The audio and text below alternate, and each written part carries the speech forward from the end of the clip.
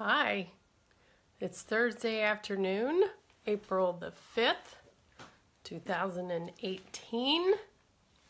I want to talk to you about a think topic, something that you should be able to use your own brain and figure out the answer to. However, that's not the way general public looks at things. So, what do you think it's going to be? Well, you've already seen the caption, so you know that one of the things I'm going to talk to you about is checking with your healthcare provider.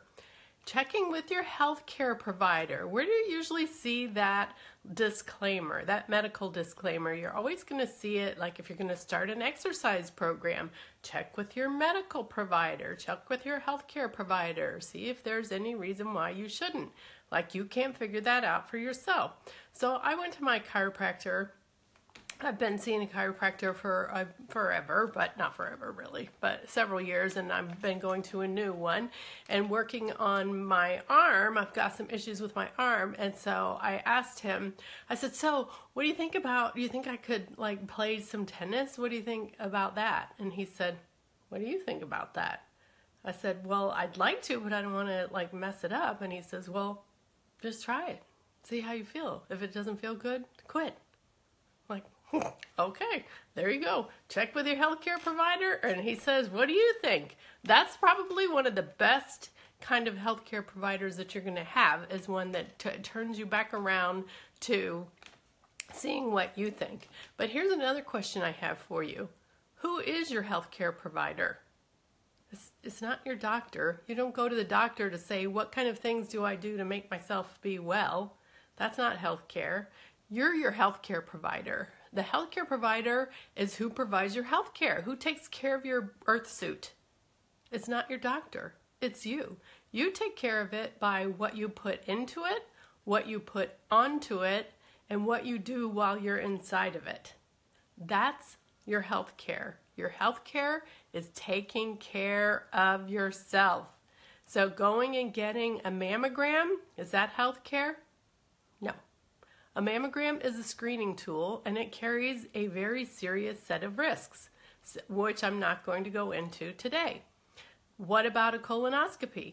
Is that providing health care? No, same thing. That is a screening tool, which you may or may not want to avail yourself of, but that is not health care. That is not health care. What about getting a physical? Is that health care? Does that provide health care for you? No, it is a screening tool. Usually it's just a check the box kind of thing for like kids in sports and baby care. I'm just not even going to go there. That's its own video. I'll save that one for another day. Today I just want to talk about you. And the reason that this came up, and I'm really thinking real heavily on this the last, I'd say, few days, is because a situation happened the other night where a particular diamond with Young Living posted an informational post about the magnesium, which is found in Epsom salts, and how Epsom salt baths are really awesome, which they really are. And it was a really nice post until you got to the end and it said, pregnant women should not take baths.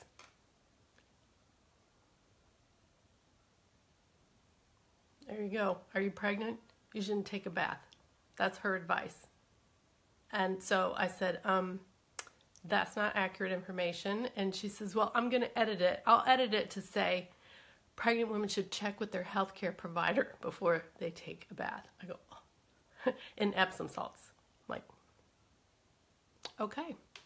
Because your healthcare, are you going to check with your healthcare provider, who we already discussed is you, but let's say it's your doctor. Let's say you're pregnant. Let's say you're choosing a doctor. I hope you're not. I hope you choose a midwife or go by yourself, because that's safer. But again, that's for another post. Let's just say you have a doctor. Are you going to check with them about taking a walk on the beach in the salt water?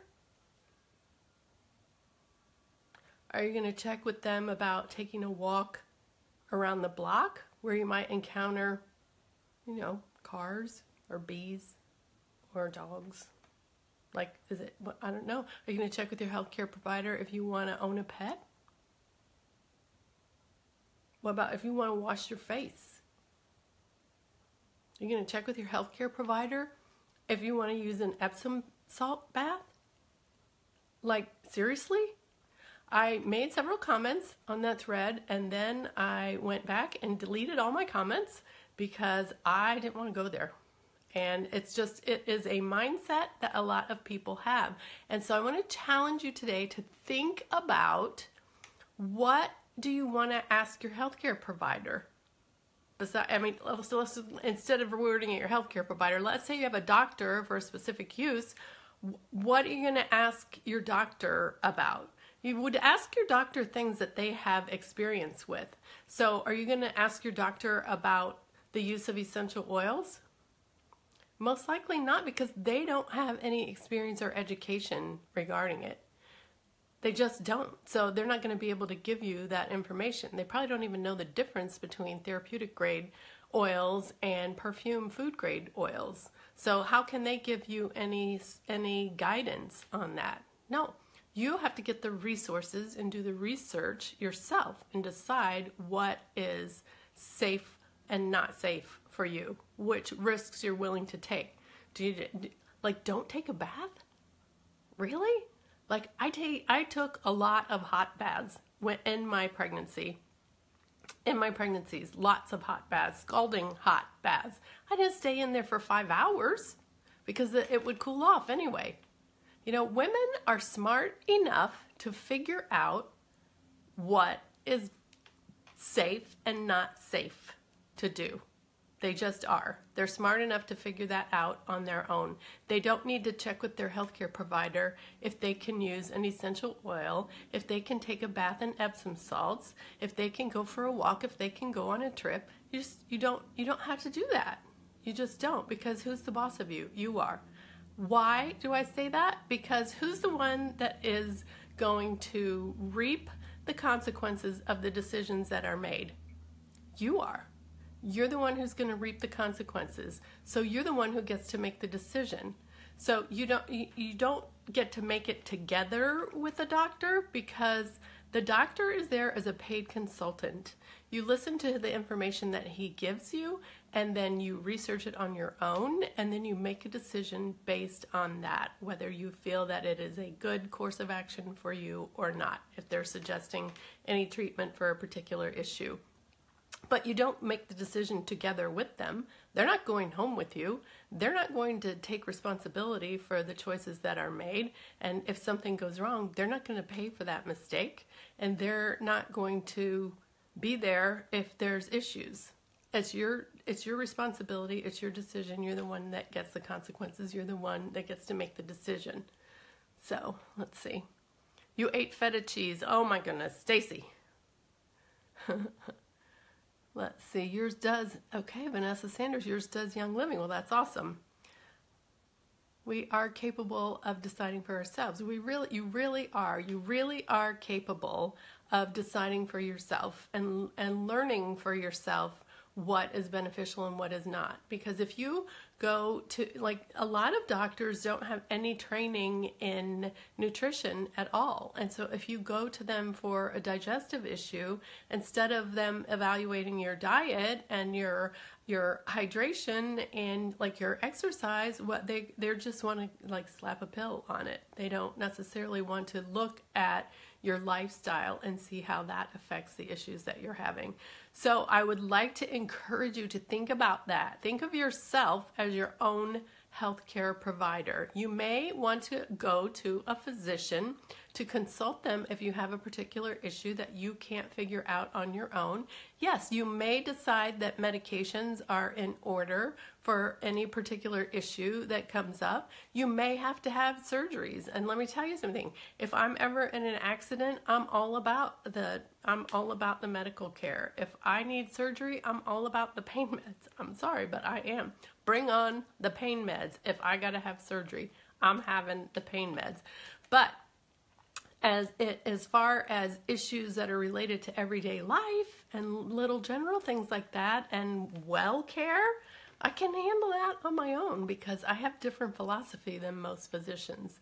And unless you're going to cross over into like your chiropractors, they have more of a natural-minded philosophy of life and of wellness. So every time I go to the chiropractor, we just like have this little fest.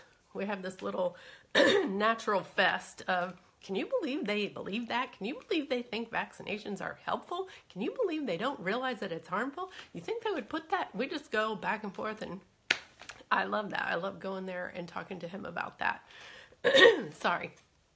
Okay, I'm going to shut this off and try not to take up too much more of your time, but I want you to think about that and take responsibility for your own health and wellness.